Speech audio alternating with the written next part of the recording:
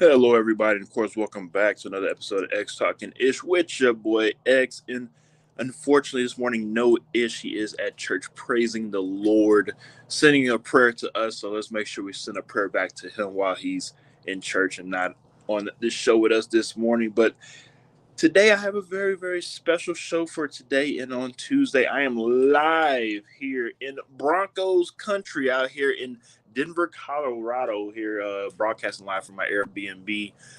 Just wanted to, of course, make sure we get this week's broadcast in. Just because I'm not in the city of Houston does not mean that this show stops. So that's why we are here broadcasting once again. As always, here on X Talking is going to preview week 10 of the NFL slate. As always, if you are on Facebook, please make sure you like and share this broadcast. If you are on our YouTube page, please go ahead and hit that red subscribe button and as well hit that notification bell so you can be notified for shows like this one in the future. And as well, if you are on Twitter, please go ahead and check us out on our Twitter page at XTalkingIsh on Periscope. You can check us out there as well. Unfortunately, since I am broadcasting on my mobile phone, I'm not able to retweet it on my personal page, but you're more than welcome to check it out at X_Williams81. All righty, then, like I said, this is week 10 pregame show, and I am broadcasting live from Broncos country here in Denver, Colorado. I appreciate everybody for tuning in this morning. It is 9 o'clock here, a little bit earlier, but it feels nice. It feels good out here. Weather is cooperating. I've been able to get all of my sleep in. I mean, tell you, my sleep has been beautiful here on this little vacation I'm enduring so far. Let's go ahead and check out the first game this morning overseas out in Germany once again. Colts and Patriots. Last time I checked on that game, of course, it is in halftime. Colts are winning that game 7-3. It's a very, very ugly game at the moment. One of those games where it might look like more often than not that, and as you can hear back in the background, those are geese in the background. They're saying hello, apparently. It seems like Bill Belichick and the New England Patriots will be parting ways this upcoming season. I mean, this season is not getting any better. This offense is just putrid. The defense is going to be there. I mean, it is what it is. It's Bill Belichick style type of defense. It's going to be there. That's not the issue, really. The issue is just can't put up any points. You can stop people from scoring more than 16, but if you can only put up 10 points a game, I mean, it's kind of hard to win football games out here, especially in the NFL in this day and age with all the scoring that's going around. Um, for X and Ish, I mean, this is really a simple choice here. I was trying to convince myself to see if I can maybe pull up the Patriots can maybe pull off an upset and maybe get a couple of dollars on the betting side, but I just don't see that for this game. Maybe in the second half, who knows? You might see the Patriots with some type of spark. I just really doubt it. I just see that the Patriots, it looks like they're ready to pack it in this season. It looks like the season. I'm not saying they have given up, but because of the way that the first half of the season has started, I don't know. I don't think anybody believes in that organization right now that they can find some way to steady the ship to try to make any type of playoff run this season. It's pretty much over. Um, we'll talk, of course, about this in the offseason when it comes to all the questions that the Patriots are going to have to address. It's going to be very interesting to see what happens with this head coaching position. Excuse me, when it comes to who replaces Bill Belichick. Is it within the organization? Do they find somebody outside of the organization? Is this time for Josh McDaniels to finally step into the Patriots head coaching position? Be another again, and I don't even understand why people keep trying to give this guy head coaching positions. But hey, wouldn't surprise me at all. The Patriots do that. Be interesting to see again if that how that all plays out. So we'll of course keep an eye out on the Patriots moving forward, especially in the off season, because this season is pretty much over with. I'm going to go ahead and move on to the next game because really not too much to talk about with that game. All right, let's get to the Texans and Bengals game. A very interesting game here because the Bengals will be out. I'm sorry, will not have their two best pass catchers. That's Jamar Chase and T. Higgins.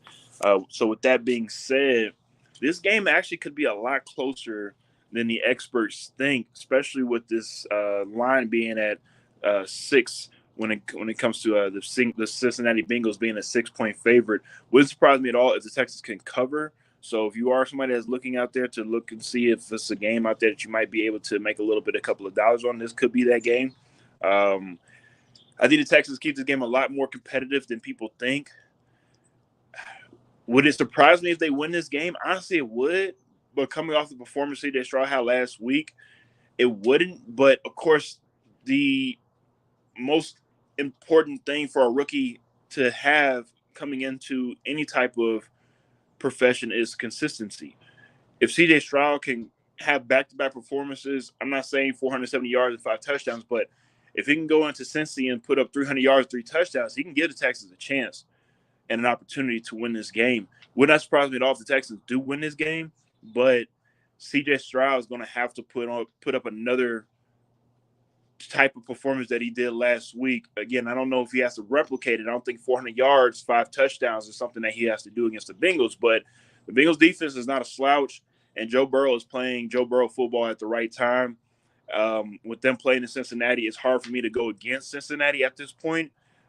So again, for myself and Ish, we are picking the Bengals, but like I said, on the betting side, I'm definitely looking into this 6-point favor for the Bengals, and I might have to put a little money on the Texans to cover that because this game, I expect this to be within a touchdown. I mean, really within 6 points. It really could come down to under 4 points, I think, for this game, and I think it's going to be a very competitive type of game. Let's get to the comment section from our boy Greg. He says, "Look at you with the lumberjack fit on." Yes, look at me, Greg. Thank you very much. We are hosting live from Broncos country. Of course, my cousin Russell Wilson, he wants to let y'all know, let's ride. Of course, let's ride. Let's go ahead and move on to the next topic at hand. We have the Packers and the Steelers.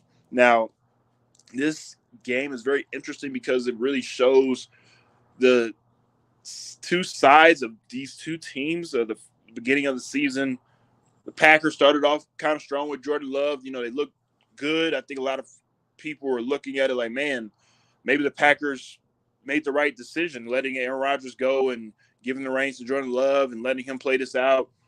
Right now, they are 3-5. Jordan Love has about 8 interceptions on the season so far. Can he clean that up in the rest of the season to where there's not as many interceptions to finish out the season? I think he can, but I just think that the Packers season is pretty much over. I don't really see them able to find a way to get inside of a playoff spot in that NFC, and also as well too. It just seems like just too much inconsistency for that Green Bay Packers team. I think they are a good team, but I think that the next couple more years they will be a better team. Obviously, once they add pieces, this is the foundational year. The same way I look at CJ Stroud for the Houston Texans, I'm just looking at this year as a foundational year for the Packers, for Jordan Love to learn and to grow. Now, that's on the Packers, as if they give them the opportunity to grow within the team for Jordan Love, because obviously his rookie contract will be coming up soon. So the Packers are going to have to make a decision on if he's going to be the guy moving forward or if they're going to figure out if they want to get another quarterback within the draft. So, again, like the New England Patriots and a couple other teams we have out here, a lot of off-season decision-making to be had in the off-season, and that's why these general managers get paid a lot of money to make these decisions, because it will either turn your franchise into the right direction or push it back another 3 to 5 years. So it'll be interesting to see how that all plays out. Ish and I, at the moment, we do have the Steelers winning this game. If I'm being honest with you, the main reason why I, for one, have the Steelers win this game, even though the Steelers are a 3.5-point favorite, I really look at this game as a push because of just how the Steelers have performed this season, right? I mean, they have not outscored or outgained their opponents, and they're still 5-3. Yes, I do see them winning this game. They can win this game, and they probably will win this game, but they probably are going to win it ugly like they always have this past season. And for whatever reason, I think the Steelers are okay with that. As long as they win games, they don't care if it's ugly, pretty, or however it looks. As long as the Steelers winning games, and as long as you look at the end of the season, and they are 7-3, 8-4. whatever it is, and they are in the mix. It doesn't matter how you win as long as you get them W's, baby, right? As Al Davis say, just win, baby. So for the Steelers, I think this notches them another win in the win column. They'll get them to 6-3, and that AFC North will continue to be the best division so far in the NFL, and we'll have to figure out who's going to come out of that victorious when it comes to that division. It could. I think it will be at least 3 teams coming out of that division to go to the playoffs. Who knows? Maybe all 4 can sneak in, because at this moment, all 4 teams are eligible to make the playoffs. So we'll see how that all plays out. All right, Titans and Buccaneers. To be completely honest with you guys, I'm not going to hold you guys to this game that long. I don't really think it's too much to talk about with this game. We have 2 teams that are just not good, not good teams. The way that the Titans are, because I've watched them for so long in my lifetime, these are the types of games where if I'm a betting man, which I am today since I am in Colorado, you might want to put a little bit of money on the Titans to win this game outright, because when there are games where they are quote unquote the underdog in and they're playing against a team like the Buccaneers, again, no disrespect to the Buccaneers, but they're just not what they once were. So if you are looking into a game where you want to make a little bit of money, this might be that game, because I just know how the Titans like to find ways to win games that they are the underdog in, and this is definitely could be one of those games. Of course, obviously with the emergence of Will Levis, we'll see how he performs, of course, now being a starting quarterback. But if he could put on, a decent performance in Tampa, I don't see why the Tennessee Titans can't go in there and get them a win. It looks like he has the same type of mindset in regards of just the Titan winning this game.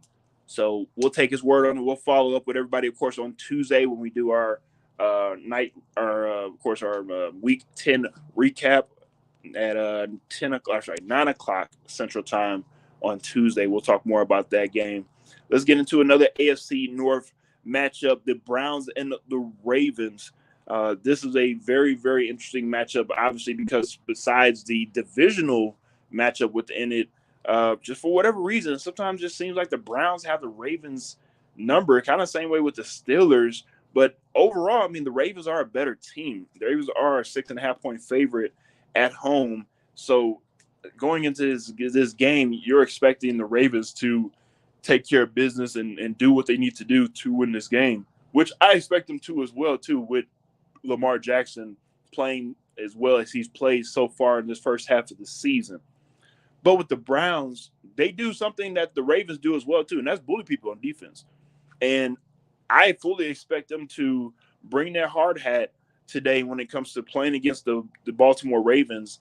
And this probably could be one of those slugfest type of games. Now thinking about it, now looking into it, I might have to go and play this under for the points for this game, because there's going to be a point where points are going to be very scarce to come by. My apologies for this game, because of just how well these defenses are. So looking into this game, I think that the Browns cover this game. I think this is going to be a 3-point game. Wouldn't surprise me at all if the Browns are right there at the end of the game with the Ravens. Yes, the Ravens have been kicking ass and taking names so far for this season, but I think that this game is a lot closer than you think. With that being said, Ish and I do have the Ravens still winning this game, even though the Browns will keep it close. Like I said, I think this is a game where you need to be careful if you're the Ravens. You're supposed to win this game. You need to win this game. You should win this game. You are the better team. Go out there and show it.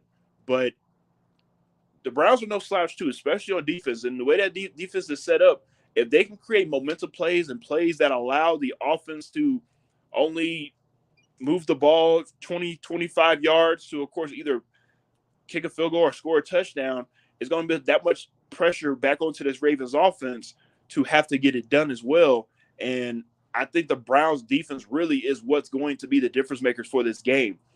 It's going to be on them on if the Ravens are going to win by 30 or if the Browns are going to find a way to come into Baltimore and win this game by 3 points.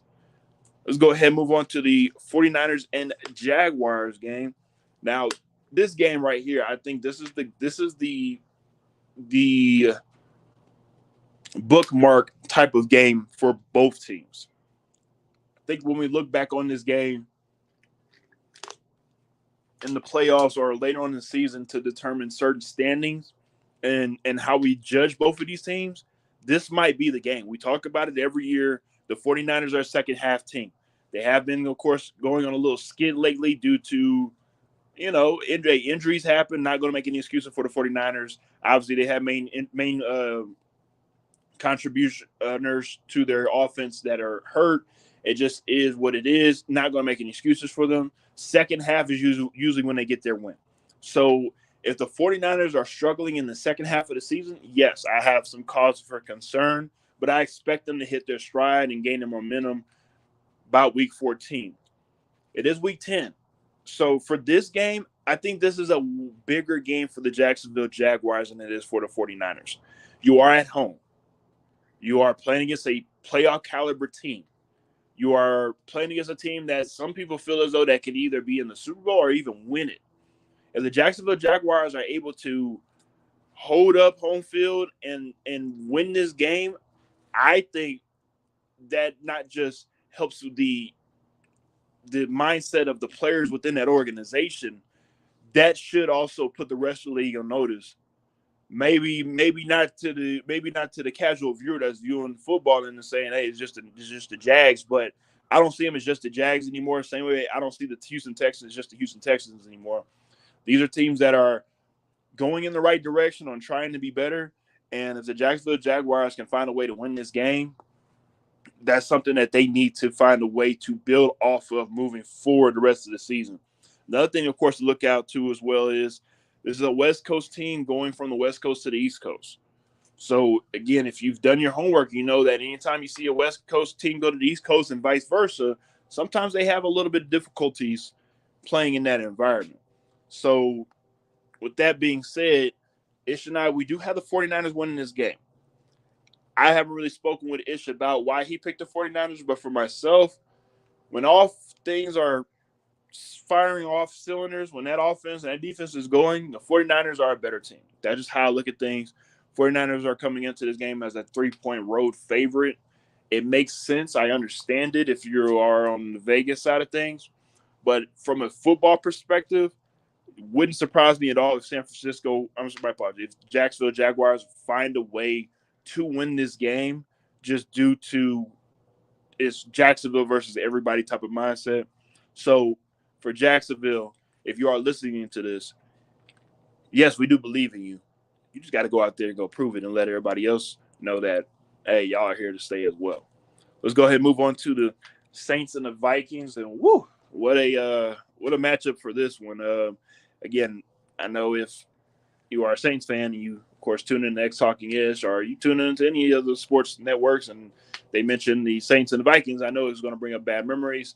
Of course, my beautiful wife, I'm pretty sure she will have her head down and won't be thinking about any of this throughout the game when it comes to any type of past memories. So we're going to go ahead and just move forward with the good memories for the Saints and this Vikings matchup.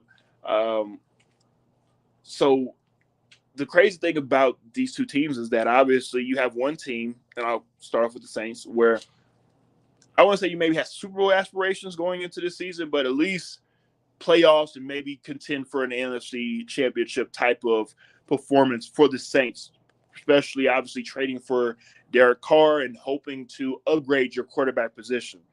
So far, it's been a rocky, up and down slate, to say the least, in this first half of the season. Go over to the other side of the ball, and we see the Minnesota Vikings, and they had their proven veteran for the last 4 years so far for the Vikings, and we're hoping to make an NFC run as well with themselves until just a couple weeks ago, unfortunately, Kirk Cousins ruptured his Achilles and will be out for the rest of the season.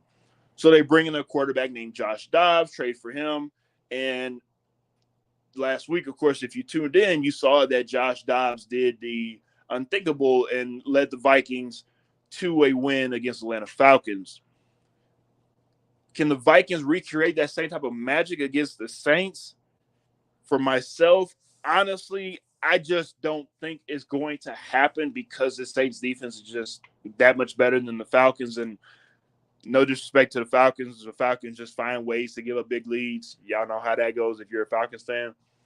But for the Saints, I just can't imagine them letting Josh Dobbs come into this weekend, this matchup, and beating a Saints defense that has proven so far the first half of the season that they are top 10, top 5, maybe.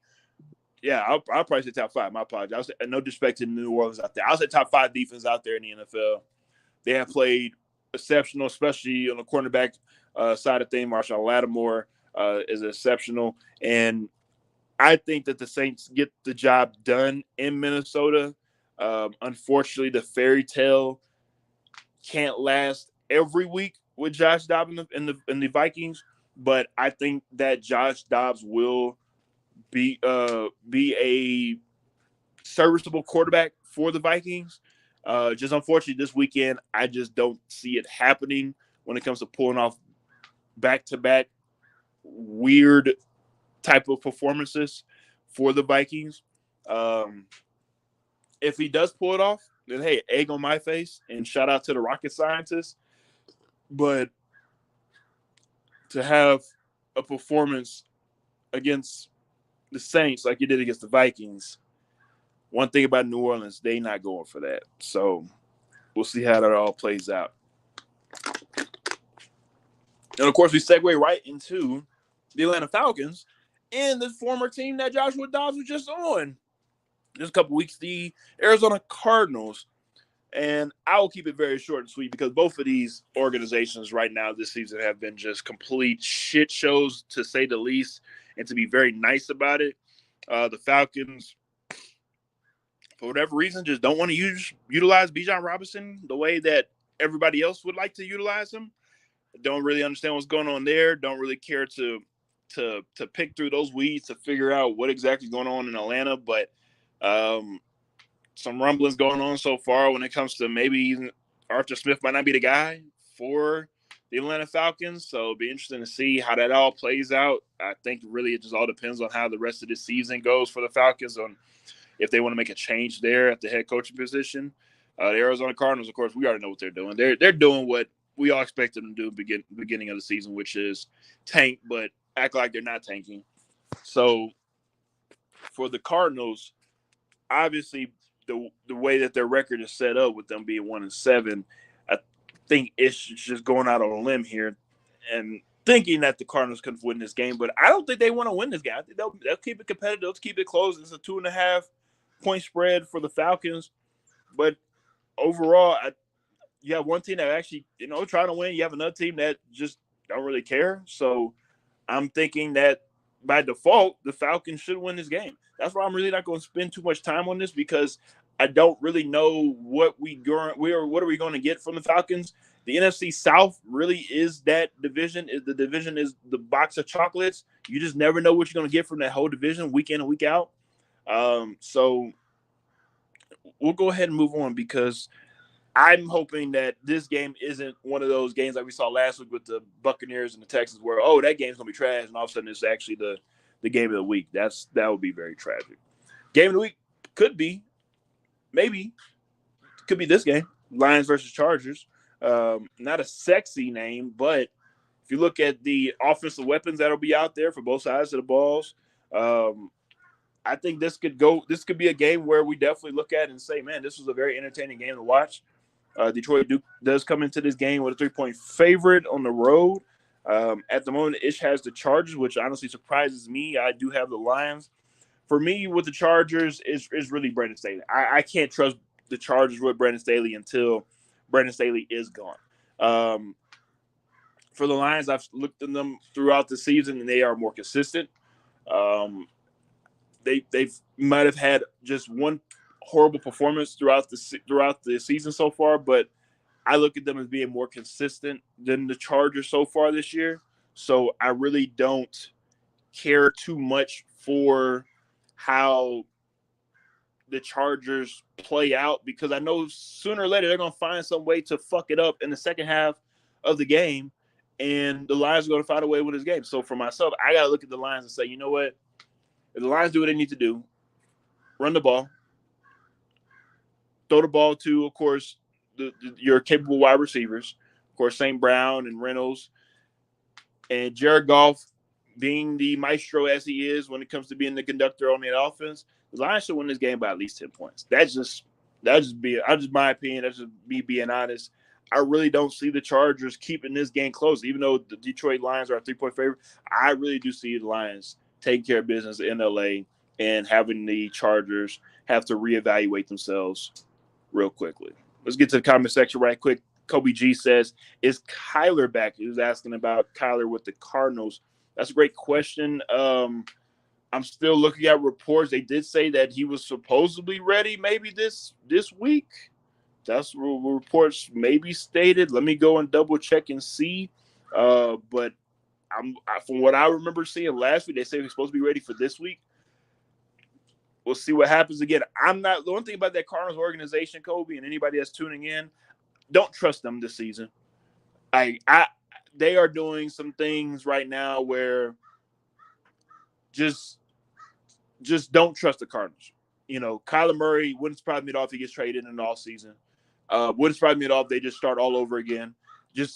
I mean, the way that I don't know if anybody tuned into the little podcast that Josh Dobbs was on over the weekend, but he talked about how Jonathan Gannon told him, hey, you're not getting traded. Hey, you're not getting traded. Day of the trade deadline, he gets traded. You know, and the Cardinals, again, I'm not saying it was Jonathan Gannon's fault or he initiated it.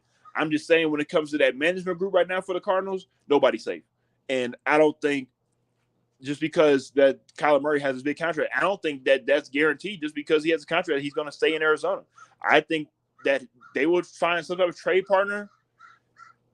Shit, I mean, I'm trying to think off the top of my head, like maybe the Bears say fuck it and we're not going to go get an experimental quarterback and we go Kyler. But also too, I don't. My thing about Kyler, and I keep backtracking, but my thing about Kyler is just his size. It's the same thing with Bryce Young. Like I think they're good quarterbacks, you know, when they're not obviously getting hit and they can have lanes to throw into. But because of their size, it hurts me to put them in a certain position because of their size, they can't stay on the field, right? So it's going to be, like I said, man, in the offseason, we're going to be here. We'll talk about it, but it's going to be a lot of discussion going on in the offseason trying to figure out what some of these teams are going to do moving forward because this quarterback class is going to change a lot of things going on moving forward for a lot of teams because some teams are okay with just starting over. So we'll see how this all plays out. Let's go ahead and move on to the Giants and Cowboys. Woo! We're not even going to spend too much time on this game, okay? Even if Ish was here and he was here to defend his boy Daniel Jones, he wouldn't even want to talk about this game. So we'll go ahead and keep this very, very short and sweet. As you can see, Dallas is a 17.5-point favorite. Do they cover the spread? I'm still trying to figure that out. I want to say they should, and they should, right? I mean, they probably will. But it's the Dallas Cowboys. They just find ways to do stupid shit, right? So it wouldn't surprise me at all if the Giants, you know, be competitive, find some type of way to keep this within a 10-point game. But the Cowboys should just dog walk this team, I think, because of the Giants have kind of backed it up. I mean, yeah, they might play well for Tommy DeVito and go out there and you know, play for the young cats out there that's trying to maybe win a job somewhere else outside of New York. But this season's over with for New York. Shit, I mean, for being honest with you, maybe both New York teams, or I should say New Jersey teams, not the other New York team in the upstate, the Buffalo Bills, but both of those teams, the Jets and the Giants, this season might be over for both of them. And I know the Jets don't want to pack it up just yet, but soon enough, you'll probably be packing it up. Again, I'm not going to beat a dead horse. We'll talk more about this game on Tuesday. Hopefully, we really don't talk too much about that game because that game probably just won't be as competitive as anybody hoped it would be. All right, Commanders, Seahawks. Seahawks are a 6-point home favorite. Again, not going to spend too much time on this. We pretty much just think that the Seahawks should take care of business. I think the Commanders are going to do what they always do, which is keep it competitive, play sound defense. But I just don't think that the Commanders are going to come into Seattle and pull off a fast one. If they do, hey, shout out to them, kudos to them. But I just don't see it for this go around. Again, not going to be the dead horse. We'll follow up on this game on Tuesday, and we'll finish it off tonight with our Sunday night football game, the Jets and the Raiders. What a type of matchup for Sunday, but for Raiders fans, hey, this is an opportunity for you to gain some momentum moving into the second half of the season. Last week, of course, you beat one New York team. You have another opportunity. We beat the other New York team and gain some momentum in the second half of the season. And maybe Antonio Pierce is the right coach for them. Maybe he is what the Raiders organization have needed in a very long time when it comes to, a Raiders guy being a Raiders coach. And maybe they might not mess up again when it comes to getting rid of their intern coach and bringing in somebody that the players just pretty much don't want. I talked to Raider faithfuls, and they told me that it really just depends on how Antonio Pierce plays out the rest of the season on if the Raiders organization is going to see him as a potential head coach moving forward. So right now, it's really just this is a interview. This is the interview within itself. Besides it just being an intern thing, so for Antonio Pierce, he has a great opportunity. Can he take advantage of it? We'll have to, of course, obviously wait and see how this all plays out. But it seems like the players are going to play for him. We saw what happened, of course, last week. Everybody, of course, smoking either cigars, blunts, whatever you want to call it. They were smoking something, and they were enjoying themselves. Can that transition over into this upcoming week back in Vegas against a pretty decent team on the defensive side of the ball? At least defense is top 10 as expected, but the offense, again, if that Raiders team can get to Zach Wilson and can cause some hell for Zach Wilson, I see the Raiders taking care of this game pretty easily. I think same way Ish is looking at this game as well too. All right, so as I told y'all, I am here in Broncos country, and I am here chilling at my Airbnb. So what I'm about to do, I'm about to go and enjoy myself. Can't even turn my phone right. Yeah, I'm about to go enjoy myself. About to go take me a nice little walk right quick. The rest of y'all, I appreciate y'all as always for tuning in to XTalknIsh. Wifey and I about to go enjoy some sights, go and watch some football, of course. And we appreciate y'all for tuning in. As always, XTalknIsh. We will see y'all on Tuesday for our Week 10 recap. And I hope you guys have a great rest of your day. Of course, great Veterans Day weekend. And hope everybody here has a great rest of the weekend. Thank you guys. See y'all next time on here on XTalknIsh.